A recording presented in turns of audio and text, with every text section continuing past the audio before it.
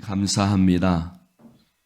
오늘도 당신의 사랑하는 백성들 정말 주님 앞에 함께 모여서 사순절 이 시간들을 지켜 나아갈 수 있는 은혜 주신 하나님 아버지, 이 시간도 우리 몸을 하나님이 기뻐하시는 거룩한 산 제사로 드리기를 원합니다.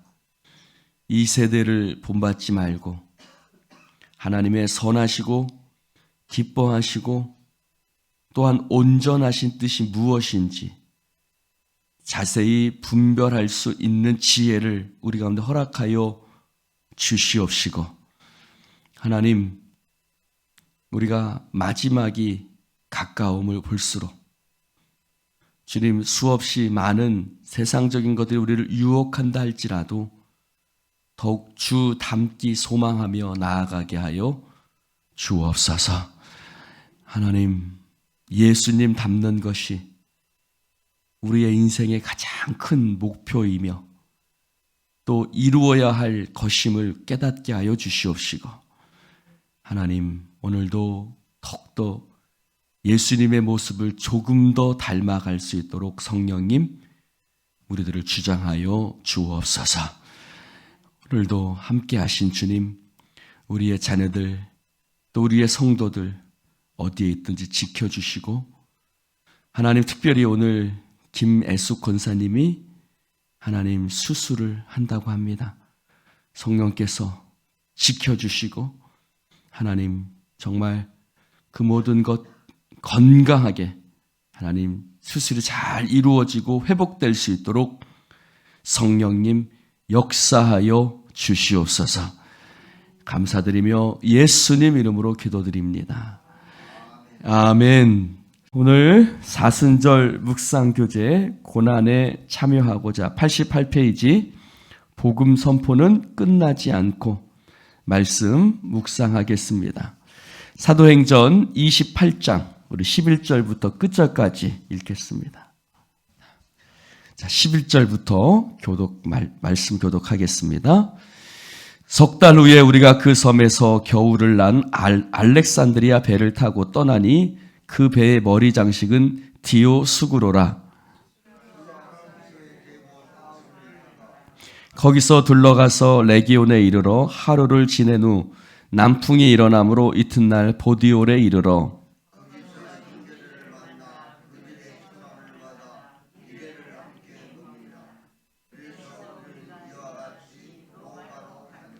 그곳 형제들이 우리 소식을 듣고 아비오 광장과 트레이스 타베르네까지 맞으러 오니 바울이 그들을 보고 하나님께 감사하고 담대한 마음을 얻으니라.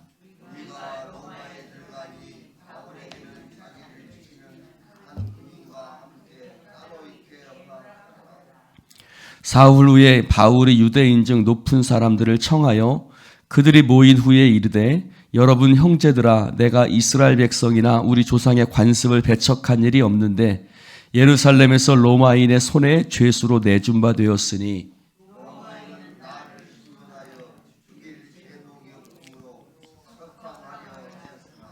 유대인들이 반대하기로 내가 마지못하여 가이사에게 상소함이요 내 민족을 고발하려는 것이 아니니라.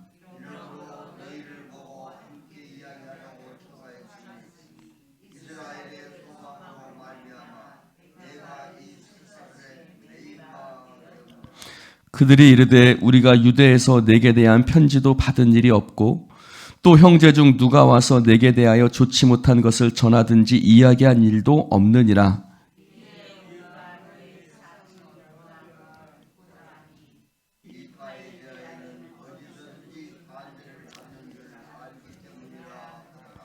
그들이 날짜를 정하고 그가 유숙하는 집에 많이 오니 바울이 아침부터 저녁까지 강론하여 하나님의 나라를 증언하고 모세의 율법과 선지자의 말을 가지고 예수에 대하여 권하더라.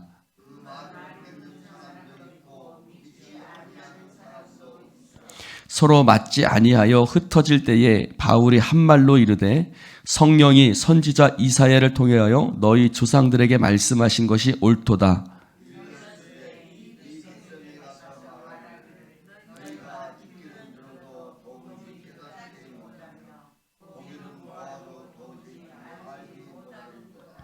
이 백성들이 마음이 우둔하여져서 그 귀로는 둔하게 듣고 그 눈은 감았으니 이는 눈으로 보고 귀로 듣고 마음으로 깨달아 돌아오면 내가 고쳐줄까 함이라 하였으니.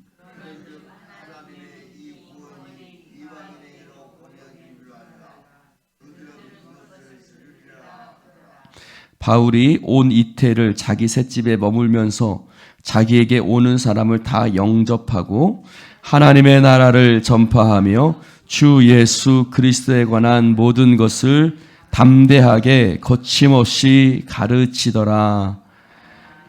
아멘. 할렐루야. 바울이 드디어 로마에 도착했습니다.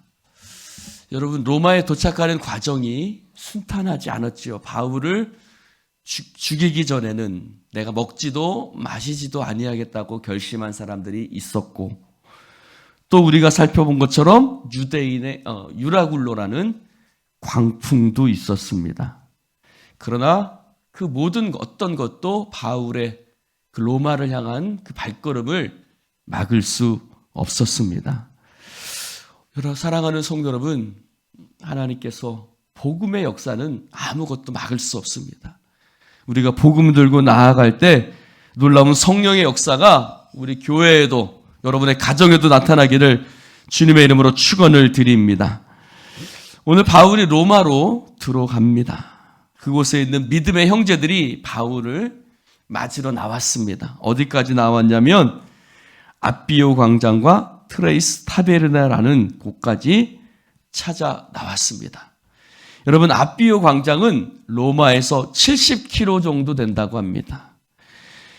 그리고 트레이스 베르네는 아마도 이게 뭘까 보면 휴게소 같은 곳이라고 합니다. 그런데 그것은 로마에서 53km 정도 떨어져 있습니다. 여러분, 70km 정도면 여수에서 어딘가 살펴보니까 여수에서 곡성까지가 한 70km 정도 됩니다. 곡성역까지가 딱 한 72km 되더라고요. 그러니까 여수에 있는 성도들이 바울을 맞이하러 곡성까지 온 겁니다. 제가 온다고 하니까 여러분들이 저를 맞이하러 곡성까지 오신 겁니다. 그들은 그 먼 길까지 바울을 맞으러 나왔습니다. 제가 왜 이 맞으러 나온 일에 대해서 자세하게 말씀을 드리냐면, 여러분, 지금 바울은 어떠한 신분으로 로마에 들어가는 거죠? 그렇죠. 재판받으러 죄수의 신분으로 온몸이 쇠사슬에 매여 로마로 들어가는 것입니다. 바울은 환영받을 만한 위치가 아니었어요. 그러나 바울의 형제들은, 믿음의 형제들은 바울을 맞아들이는데 마치 무엇처럼요? 개선장군을 맞이하듯이 바울을 맞이하는 것을 볼 수가 있습니다. 여기 맞으러 나왔다라는 말씀이 15절에 있는데, 이 15절에 있는 맞으러 나왔다라는 말이 바로 그 뜻입니다. 마치 왕이나 개선장군이나 또는 어떤 사신을 맞이하는 것처럼 그렇게 환영하고 맞이하는 것을 맞으러 나왔다라고 말하는 것입니다. 여러분, 그것은 그냥 죄수를 맞이하는 그런 단어가 아니었습니다. 여러분, 바울이 로마서 고린도전서 4장 9절에 보면 하나님께서 사도인 우리를 죽이기로 작정된 자같이 끄트머리에 두셨음에 우리는 세계 곧 천사와 사람들에게 구경거리가 되었다고 얘기를 하고 있습니다. 하나님이 우리를 끄트머리에 두셨다고 그랬어요. 여러분, 끄트머리라는 말이 뭘까요? 끄트머리는 끝머리라는 뜻이죠. 가장 뒤에, 가장 후에 라고 있는 뜻인데, 이것을 역사적으로 살펴보면 무슨 뜻이냐면, 로마는 정복전쟁을 많이 일으켰습니다. 그래서 많은 영토들을 갖고 있었죠. 근데 그곳에 가서 전쟁을 하고 이제 군대를 보내서 전쟁을 하고 오면 거기에 있는 많은 사람들이 포로로 끌고 왔어요. 포로로 끌고 오는데 이제 다 하면 로마에 가면 개선문이 있습니다. 딱 그래서 빰빠밤 하면서 이제 장군이 탁 들어옵니다. 그 장군을 뭐라고 그래요? 개선 장군이라고 하는 겁니다. 그럼 개선 장군이 탁 앞에 서면 사람들이 막 환호를 합니다. 막 환호를 하고 뒤에 이제 군인들이 막 가면 로마 사람들이 길가에 쫙 도열하고 서서 막 꽃을 흔들며 맞이합니다. 그런데 그 뒤에 쫓아가는 사람들이 있어요. 맨 마지막에 쫓아가는 사람들. 그들이 누굴까요? 그렇습니다. 바로 장군이 가서 붙들어 왔던 그 포로들. 그들은 뭐로 끌려온 거예요? 노예로 끌려와서 그들 중에는 뭐 왕도 있었고 또 왕의 자녀들도 있었고 왕의 그런 어떤 여자들도 있었고 가장 높은 사람들이 그렇게 포로로 끌려왔습니다. 그 사람들을 끄트머리라고 표현합니다. 끄트머리. 그래서 그 가장 뒤에서 끄트머리에서 포로로 노예로 끌려온 사람들. 그러면 사람들이 어떻게 했겠어요? 개선 장군이나 그 로마의 군인들을 막 꽃을 흔들며 환영했던 사람들이 그 끄트머리에 있는 사람들은 돌을 던지기도 하고 침을 뱉기도 하고 굉장히 비하하고 괄세하고 그랬겠죠. 그렇게 가장 끄트머리에 있는 바울은 강의 위협, 칼의 위협, 동족의 위협, 수많은 위협을 당하면서 그는 정말 끄트머리에 있는 사람이었어요. 그러나 형제들은 바울을 끄트머리에 있는 자로 맞이하지 않았습니다. 바울을 마치 개선 장군 맞이하듯이 바울을 맞이한 것을 볼 수 있습니다. 사랑하는 성도 여러분, 저와 여러분은 세상에서 끄트머리에 있는 자 같을 수 있습니다. 그러나 바울은 고린도후서 6장 9절에 말합니다. 우리는 무명한 자 같으나 유명한 자요. 죽은 자 같으나 살아있고 징계를 받은 자 같으나 죽임을 당하지 아니하고 근심하는 자 같으나 항상 기뻐하고 가난한 자 같으나 많은 사람을 부요하게 하고 아무것도 없는 자 같으나 따라해 봅시다. 모든 것을 가진 자로다. 할렐루야. 여러분, 우리의 겉모습은 끄트머리에 있는 사람이 있을 수 있어요. 우리의 겉사람은 끄트머리에 있는 사람 같을 수 있습니다. 그러나 우리의 참된 가치는 바로 그것에 있지 않습니다. 하나님 안에서 우리는 마치 개선장구처럼 아무것도 없는 자 같으나 모든 것을 가진 하나님의 참된 가치를 가진 사람인 줄로 믿습니다. 여러분, 여러분의 가치를 잘 보셔야 돼요. 우리의 가치는 세상 사람들이 말하는 것처럼 그런 가치에 있지 않고 우리는 하나님 안에서 아무것도 없는 자 같으나 모든 것을 가진 하나님의 백성인 줄로 믿습니다. 왜 제가 이 말씀을 드리느냐? 여러분, 자신의 가치를 모르는 사람, 자신의 가치를 모르는 사람은 힘든 일 앞에 넘어질 수밖에 없지요. 그러나 자신의 가치를 아는 사람은요, 힘든 일이 와도 넘어지지 않습니다. 어떤 역경이 와도 결코 쓰러지지 않습니다. 끝까지 승리할 수 있는 것입니다. 여러분, 우리가 서로 믿음의 형제들처럼 그렇게 서로를 향해서 얘기해 줍시다. 옆 사람에게 얘기합시다. 당신은 하늘나라에서 가장 소중한 사람입니다. 그렇게 영혼 없이 얘기하시면 안 됩니다. 다시 한번, 당신은 우리 교회에서 가장 귀중한 사람입니다. 할렐루야! 우리는요, 얼마나 소중한 사람인지 모릅니다. 많은 사람을 옳은 대로 인도한 자는 그렇습니다. 하늘의 별과 같이 영원토록 빛나리라. 할렐루야! 바로 저와 여러분은 그런 존재들인 거예요. 여러분, 바울이 주 예수의 신분으로 왔어요. 근데 형제들이 그 먼 길까지, 지금이야 곡성까지 뭐 차 타고 가는 거 1시간만 차 타고 가면 됩니다만, 그 당시에 곡성까지 70km 되는 곳까지 낮으러 나온다는 것은 쉬운 일이 아니겠죠. 그 먼 길까지 나와서 마치 개선장군 맞이하듯이 자신은 쇠사슬에 매여서 들어오는데, 자신을 개선장군 맞이하듯이 맞이하는 그 믿음의 형제들을 보면서 바울의 마음이 울컥했던 거예요.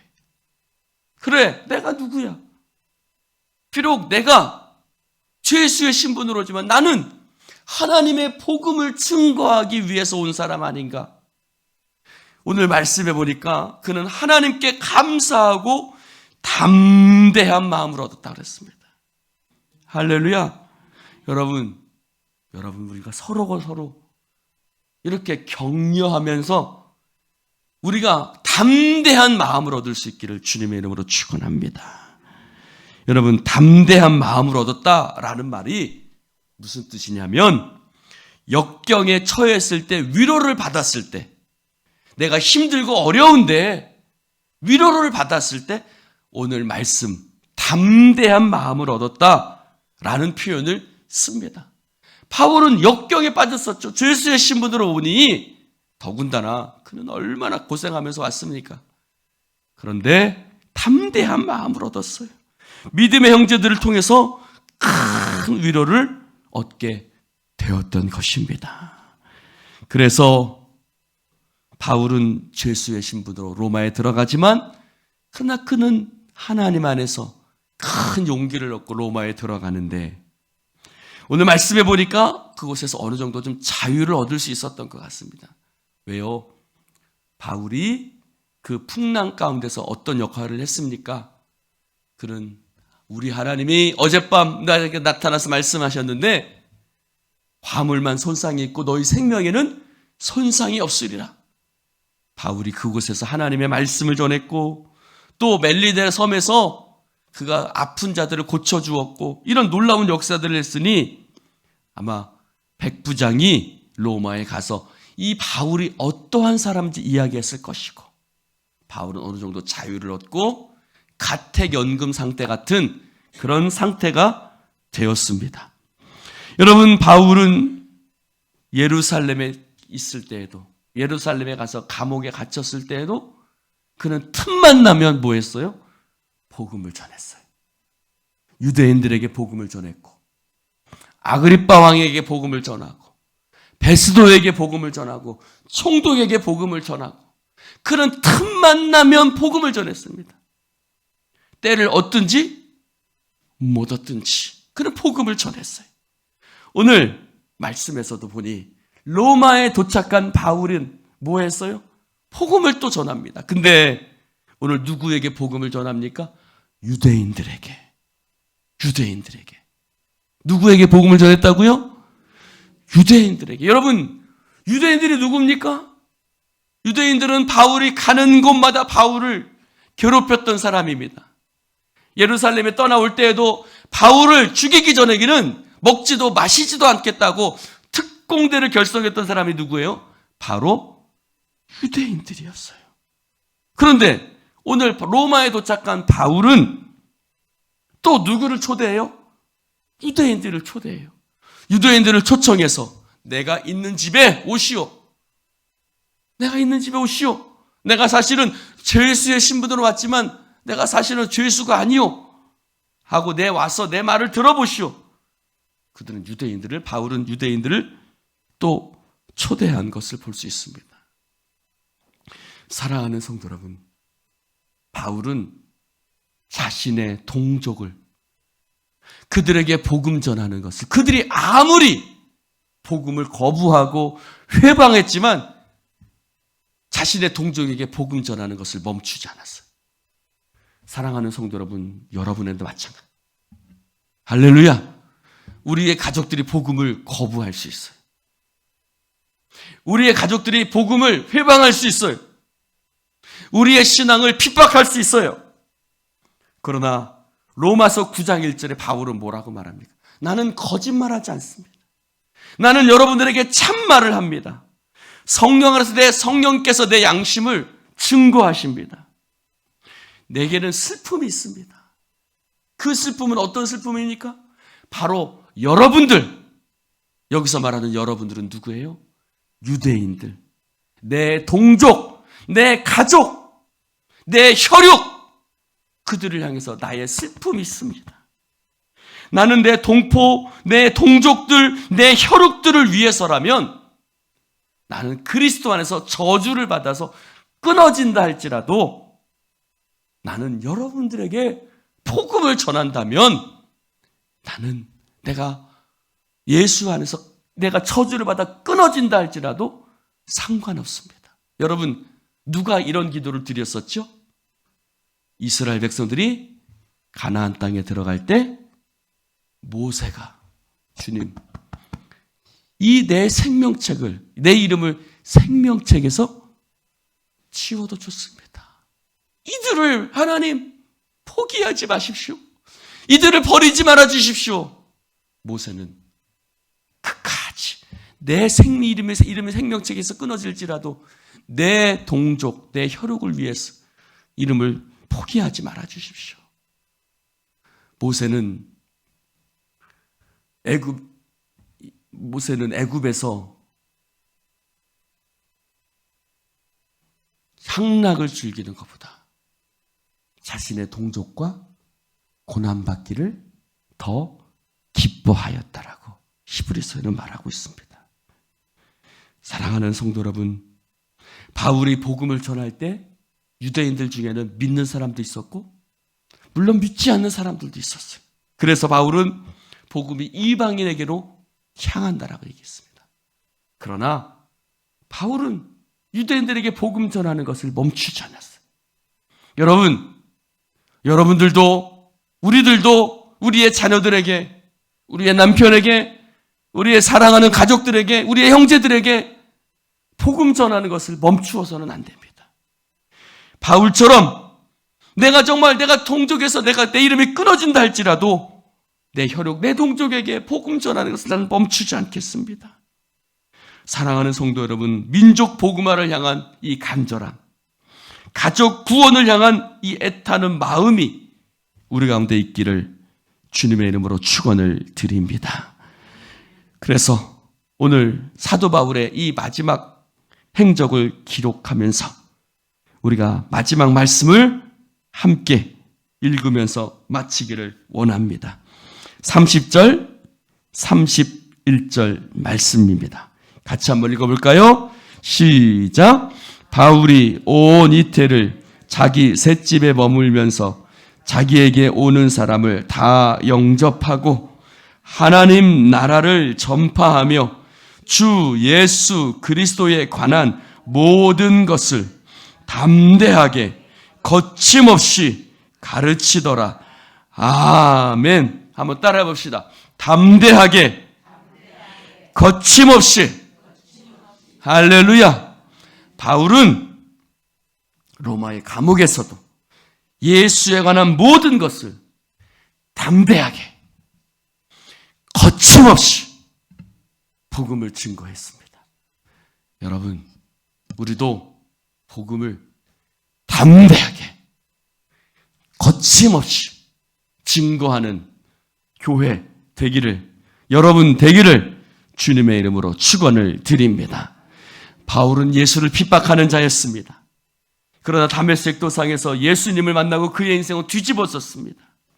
예수의 복음을 위해서라면 그는 내 목숨을 바쳐서라도 좋습니다라는 각고를 결심을 하고 복음을 증거하는 사람으로 변해되었습니다. 여러분들도 복음을 담대하게 거침없이 증거하는 여러분 되시기를 주님의 이름으로 축원을 드립니다. 예수님처럼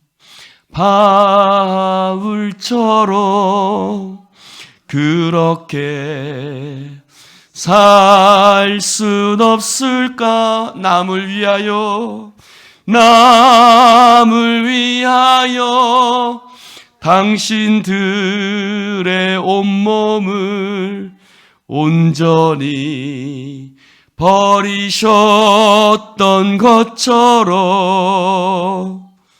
주의 사랑은 베푸는 사랑 값없이 그저 주는 사랑. 그러나 나는 주는 것보다 받는 것 더욱 좋아하니 나의 입술은 주님 닮은 듯하나 내 맘은 아직도 주하여 나들 사랑만 계수하고 있으니 예수여 나를 도와주소서. 기도합시다. 하나님, 우리가 사도 바울의 행적을 지난 약 한 달간 살펴보았습니다. 예수님을 만나고 그의 인생은 복음을 증거하는 인생으로 변화되었습니다. 우리가 예수님의 큰 은혜를 받았으면서도 우리는 벙어리처럼 복음 전하지 못하고 두려움에 장애가 있으면 멈추어 버리는 하나님, 어리석은 인생을 살고 있진 않는지 주여 돌아보게 하시고 담대하게 거침없이 끊임없는 핍박과 어려움 속에서도 멈추지 않는 열정으로 성령의 그 역사하심이 그의 일생을 붙들었던 것처럼 하나님 아버지, 오직 성령이 임하시는 자에는 예루살렘과 온 유대와 사마리아 땅끝까지 이르러 예수의 증인 되는 것이 당연함에도 불구하고 주여 우리는 예수 평생 믿었으면서 주님 한 영혼도 구원하지 못하는, 입술 뻥끗하지 못하는 주여 그런 인생 살아가고 있지 않은지 돌아보게 하시고 하나님, 주의 복음을 증거하는 일을 마치려면은 내 생명을 조금도 귀한 것으로 여기지 아니하노라. 하나님, 담대하게 나아갔던 바울처럼 이제 우리의 신앙이 참된 부활의 역사를 경험하게 하여 주시옵소서. 이제 하나님, 우리 교회도 생존을 넘어서 사명을 향해 달려가는 교회가 되기로 선포합니다.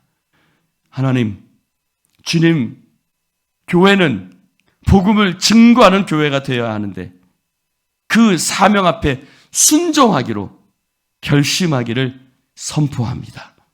이 부활절이 하나님 그러한 절기가 될 것이고 우리 교회가 담대하게 일어나 거침없이 복음을 증거하는 교회의 로서의 시발점이 될 것입니다. 성령님 역사하여 주시옵시고 주님의 그 말씀 앞에 순종하지 못했던 우리의 지난 날을 회개하오니 용서하여 주시옵시고 일어나 복음을 증거하는, 고난에 참여하는 주의 백성들 되어지게 하여 주옵소서. 요한의 아들 시몬아, 네가 나를 사랑하느냐? 요한의 아들 시몬아, 네가 나를 사랑하느냐? 요한의 아들 시몬아, 네가 나를 사랑하느냐? 너도 저 사람 예수의 제자 맞지? 아닙니다. 나는 저 사람을 알지도 못합니다. 네가 저 사람 예수의 제자 맞지? 나는 저 사람을 알지 못합니다. 너 저 사람 예수의 제자 맞잖아. 나 저 사람 알지도 못합니다. 그때 닭이 울었고 베드로와 예수님의 눈빛이 마주쳤고 베드로는 나가서 통곡했습니다. 주여, 우리는 만도 못합니다. 통곡하지도 않습니다. 우리의 신앙은 어느 사이인가 회개의 눈물을 잊어버렸고 감사의 눈물을 잊어버렸고 우리의 이마에는 더 이상 기도의 땀방울이 흐르지 않습니다.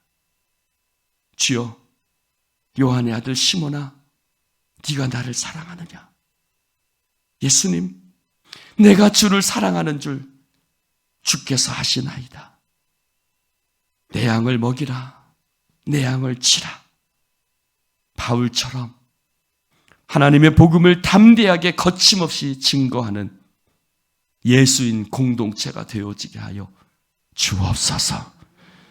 교회는 생존의 목적이 아니라 주님의 사명을 위해서 존재하는 것임을 깨닫게 하여 주시옵시고, 주님, 참된 부활의 생명의 역사가 우리 가운데 이루어지게 하여 주옵소서.